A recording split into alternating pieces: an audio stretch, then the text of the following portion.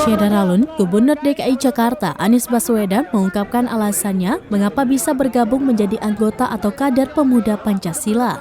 Orang nomor 1 di DKI Jakarta itu hadir dalam peresmian kantor Sekretariat Majelis Pimpinan Nasional atau MPN Pemuda Pancasila di Jalan Tengku Cikditiro, Menteng, Jakarta Pusat pada Sabtu 1 Oktober 2022 siang.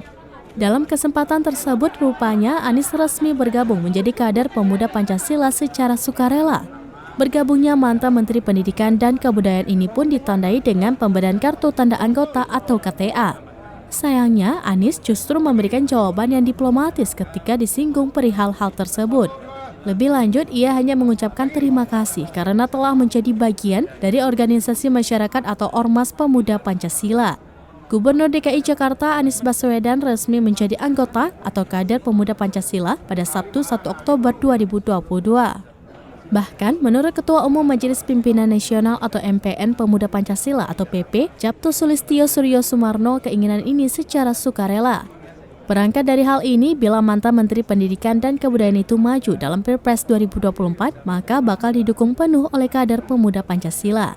Sebagai informasi, dalam sambutannya, Kapolri Jenderal Listio Sigit Prabowo memang menyinggung terkait Pilpres 2024. Dikemas dalam pembahasan mengenai persatuan, ia mengingatkan bahwa tahun ini sudah masuk dalam tahun politik, sehingga apa yang terjadi di tahun politik ini bisa tetap menjaga persatuan Indonesia.